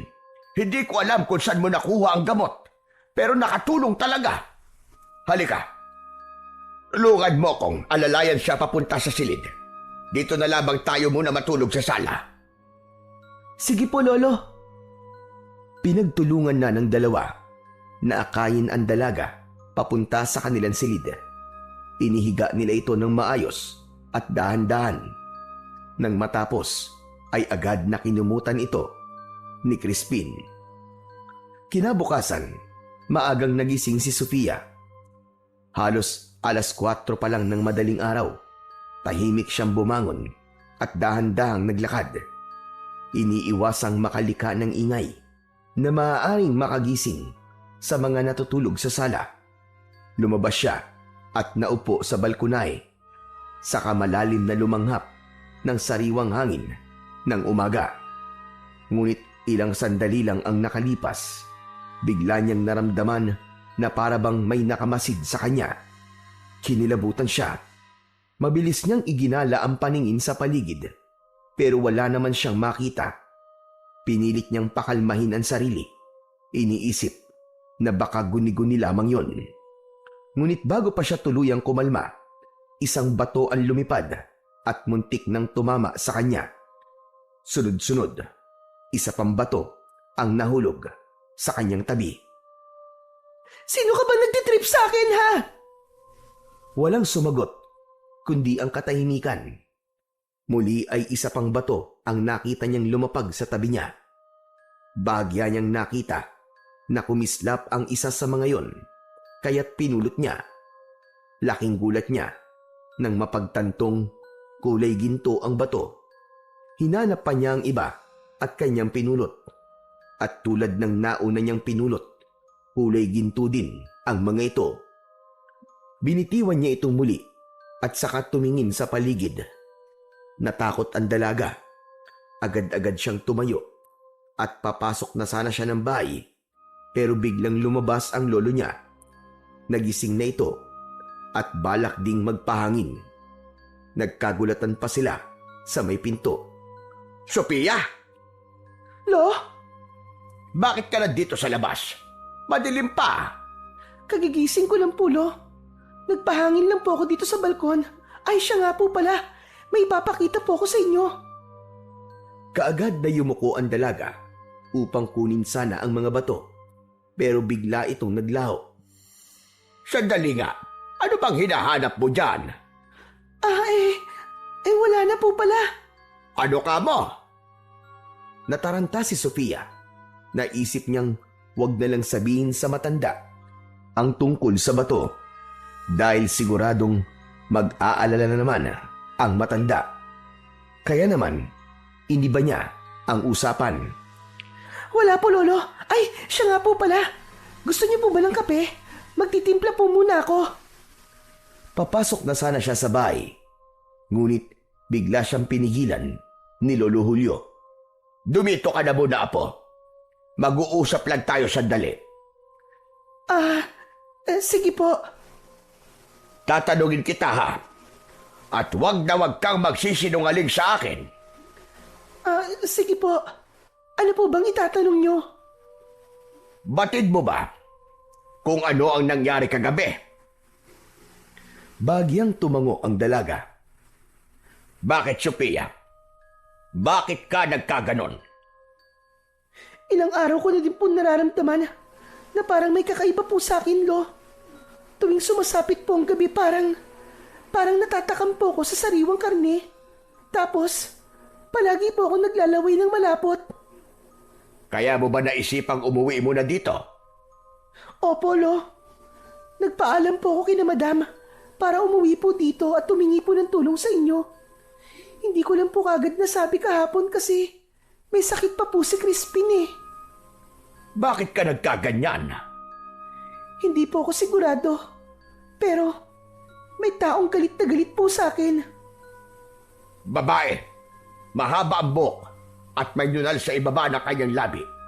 Siya ba ang babaeng may matinding galit sa'yo? Nanlaki ang mga mata ni Sofia nang marinig ang sinabi ng lolo niya. Teka, Lo. Paano niyo po nalaman? Wala pa naman akong pinagsasabihan kahit kanino. Malalaman ko talaga, iya. Isang antingero ang lolo mo. Habang ginagawa ko ang tawas kagabi, siya ang pinakita sa akin. Malakas ang negatibong enerhiya ng babaeng yon. Siya ang nagbigay sa'yo ng sumpa. Naipakain niya ito sa'yo. Madali lang po sa kanya para gawin sa akin yun, Lo. Kasi kaklase ko siya. Dati siyang matalik kong kaibigan. Hindi ko nga alam na galit pala siya sa akin. Natinitira niya ako patalikod at pinag-iisipan ng masama. Ang iniisip niya kasi, inaagaw ko raw ang nobyo niya. Pero hindi po yun totoo, Lo. Wala po akong balak na gawin yun. Naniwala lang siya sa chismis na nagpapaligaw daw ako. Wala namang ganun. Yun na nga mahirap, Ihay. Minsan ang chismis, kahit walang katotohanan, nagiging mitya ng kasamaan. Lo, hindi ko naman po talaga kasalanan eh. Hindi ko po siya inagawan. Siya lang po talaga nag-iisip nun. Pero bakit ganito? Bakit kailangan niya akong gantihan ng ganito kabigat? Dahil puno siya ng galit at inggit. Pero huwag kang mag-alala, Apo. Ngayong nandito ka, hindi ka na magagalaw ng babaeng yon. At ito pa, may magaling ka ng manggagamot. Po? Teka, hindi po ba? Kayo po ang gumamot sa akin kagabi? Wala kang naaalala talaga. Ang natatandaan ko lang po ay nung nagsuka na po ako nung nagsuka. Maliban po doon ay wala na, Lolo. Si Crispin, siya ang gumamot sa'yo. Talaga po, Lolo? Pero, paano niyo po nagawa yun? Tinuruan niyo po? Hindi. Ang totoo niyan, hindi ko alam kung anong klaseng gamot ang ibinigay niya sa'yo.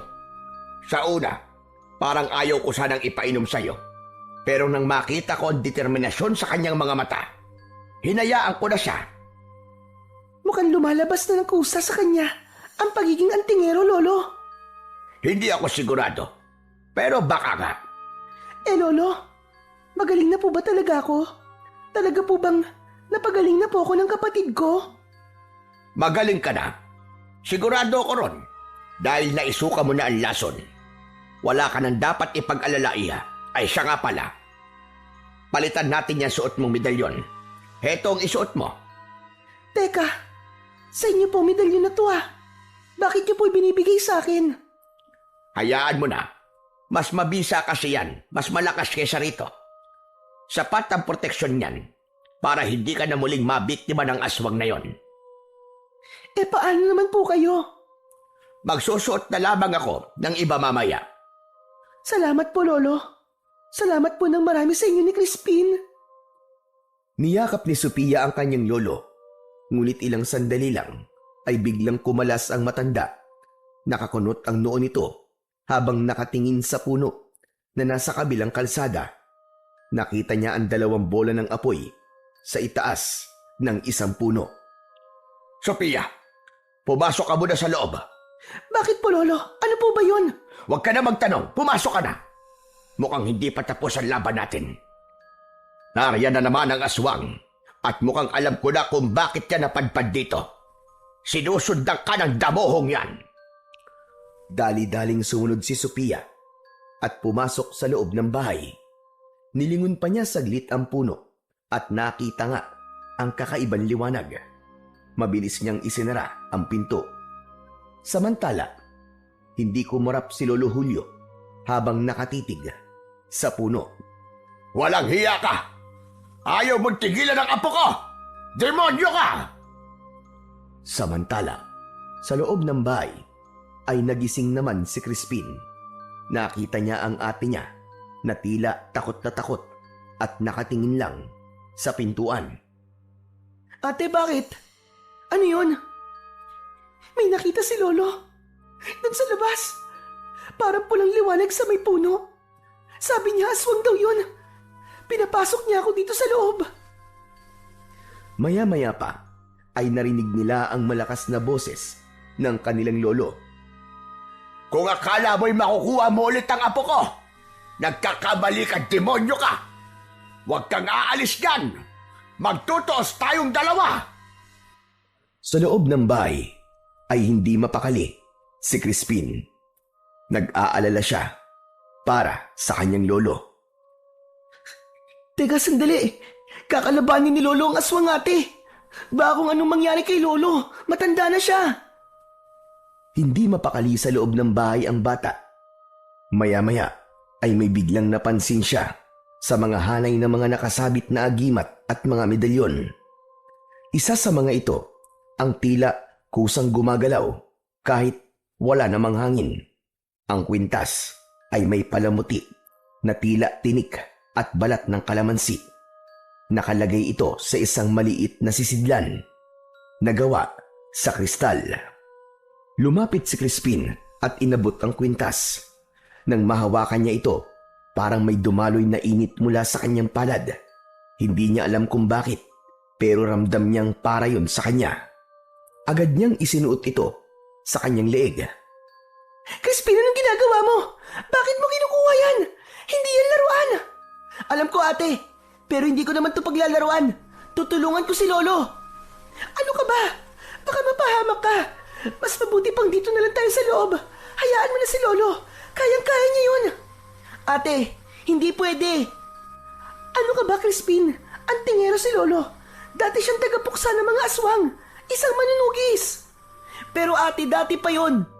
Hindi na po bata si Lolo. Baka hindi niya nakayaning mag-isa. Crispin, makinig ka.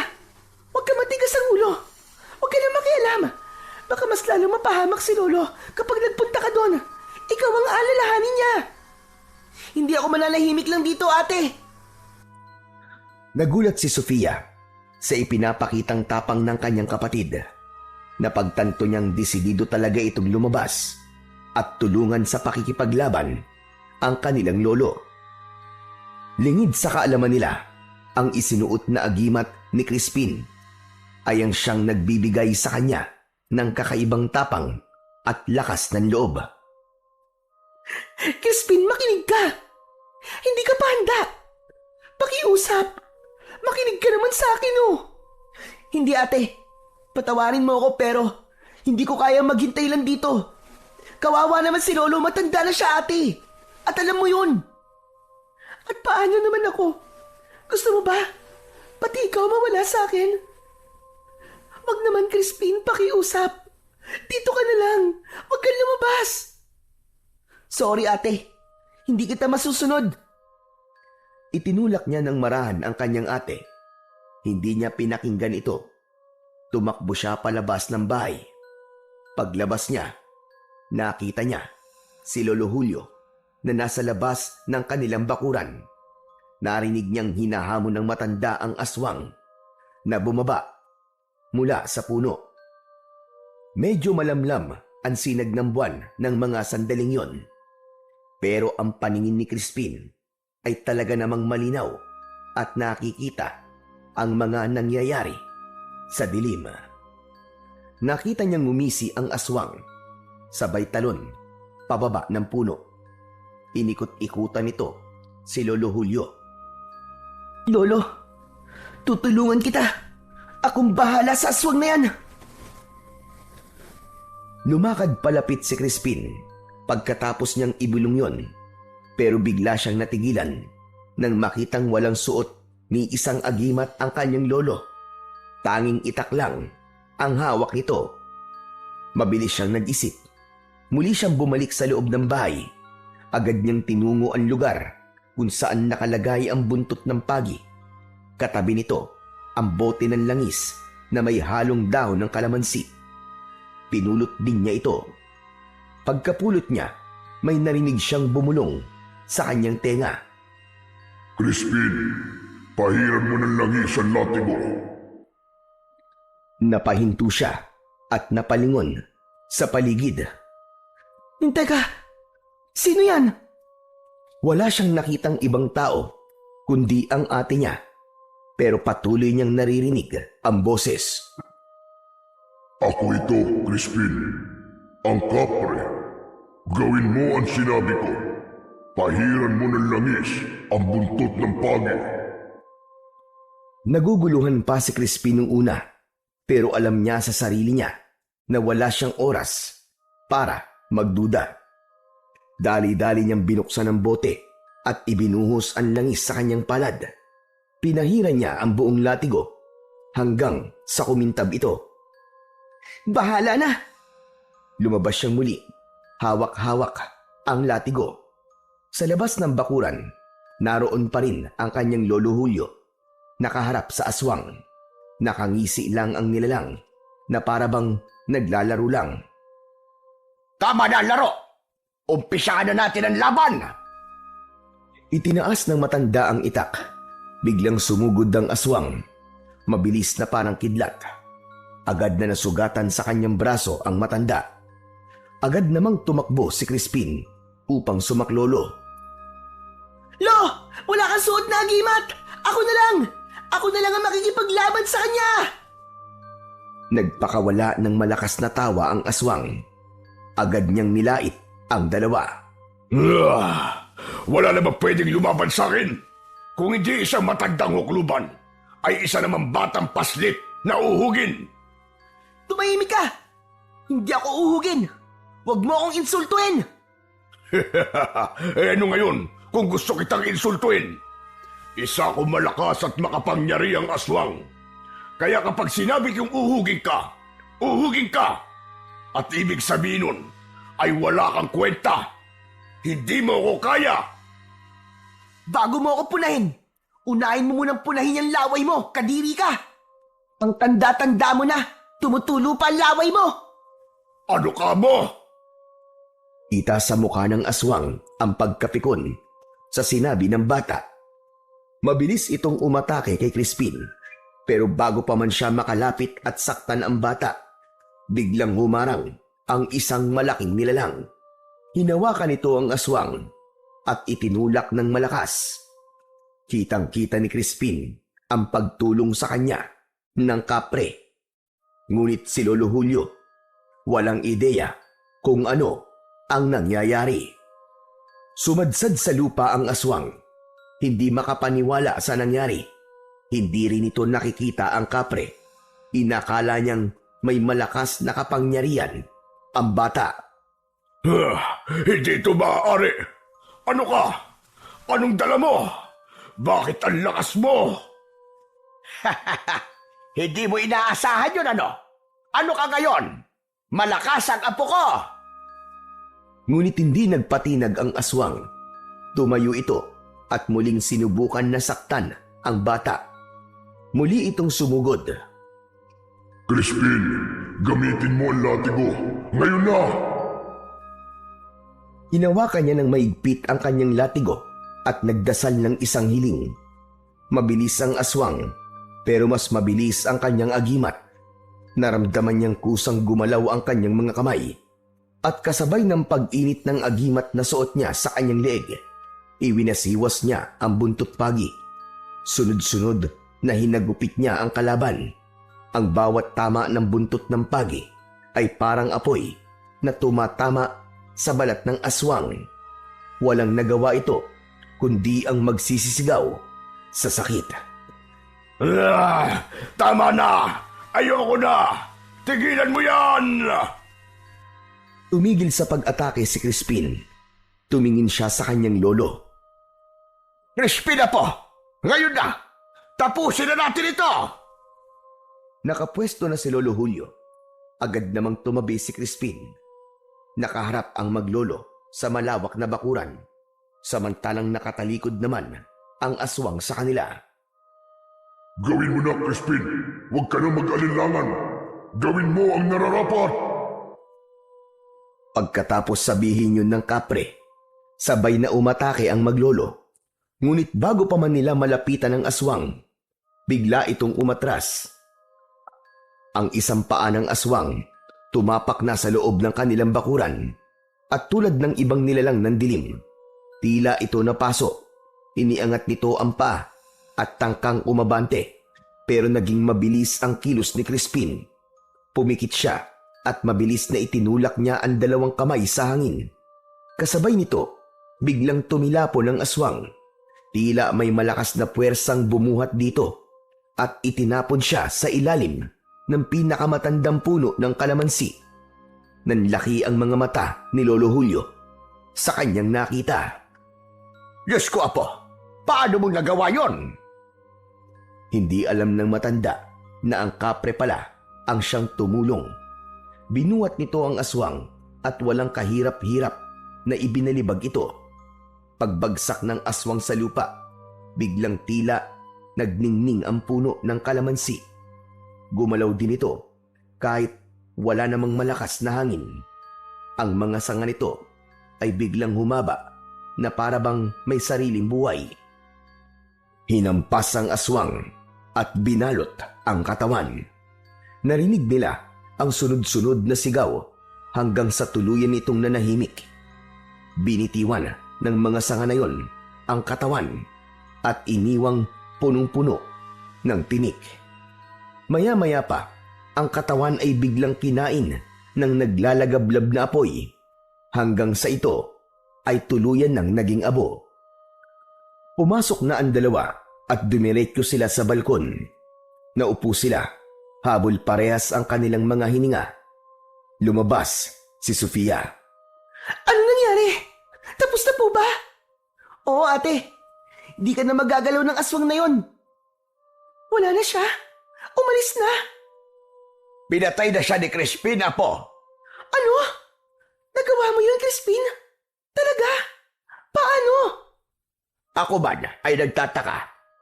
Paano mo nga ba nagawa yung Crispin? Biglang napatingin ang matanda sa suot na kwintas ng kanyang apo. Suot mo ang agimat ng aking tatay. Ang agimat ng tinik at balat ng kalamansi. Paano mo napagana yan? Sa totoo lang po, hindi ko rin po alam, Lolo. Pero kasi kanina, bago po ako lumabas para tulungan kayo, nakita ko po itong gumagalaw kaya kinuha ko po at isinuot. Sorry po kung ginamit ko to nang walang paintulot nyo. Wala kang dapat na ihingi ng sorry, Apo. Ngayon ay napagtanto ko na mukhang ikaw yata ang pinili para muling magtangan ng unang agimat ni tatay. Ito po ang unang agimat ng tatay nyo?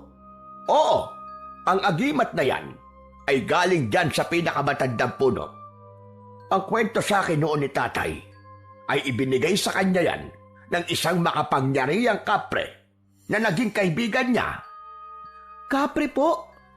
Oo, bakit? Hindi ho kaya yun yung kapre na tumutulong sa akin? Ano ka mo? May tumutulong sa iyo kapre. Ang mataba ng kapre na yan kulay ginto. Opo, siya po yung nagtuturo sa akin kung ano ang dapat kong gawin. Siya din po yun ang balibag dun sa aswang, papunta po dyan sa puno. Ganon. Akala ko talaga ikaw ang may gawa nun. Hindi po, Lolo. Siya po talagang may gawa nun. Kung ganon, hindi ako nagkakamali. Ikaw nga ang pinili. Dahil ang kapre na yon, ang gabay ng agimat na suot mo. Tulad mo, kwento sa akin ng tatay ko na ginabayan din siya ng isang kapre. Ito ang palagi niyang kasama kapag nakikipaglaban siya sa anumang nilalang ng dilema. Kung ganon, totoo po ang sinasabi niya. Na isa nga siyang kaibigan at hindi ko dapat siya katakutan. Maya-maya pa, biglang napatingin ang bata sa sahig ng balkonahe at nakita ang 3 piraso ng ginto. Pinulot niya ito at iniabot sa kanyang ate. Ate, para sa'yo daw to. Regalo niya sa'yo. Ano? Para sa akin? Bakit? Sandali lang po, tatanungin ko. Tumingin sa gilid si Crispin at nagsalita. Tila may kinakausap na hindi nila nakikita. Ate, mabait ka daw po kasi at maganda. Ay nako, ibalik mo na yan. Hindi ko gusto na magkaroon ako ng apong kapre. Sabihin mo yan sa kanya. Si Lolo naman na nagbibiro lang po ako. Regalo lang daw po talaga to. Kasi mabait daw po siya at masipag. Alam daw po niya na balang araw ay makakatulong daw po siya ng malaki sa ating pamilya. O siya. Kung ganon, tanggapin na natin ang biyaya. Tama. Sige, akin na yan. At sabihin mo nga pala sa kanya. Maraming salamat. Ngumiti si Sofia at niyakap si Crispin. Tara na sa loob. Magkape muna tayo. Magkasabay silang naglakad, papasok. Ngunit bago tuluyang makatawid sa pintuan, napahinto si Crispin at napatingin sa silangan. Nakita niyang unti-unti nang sumisikat ang araw.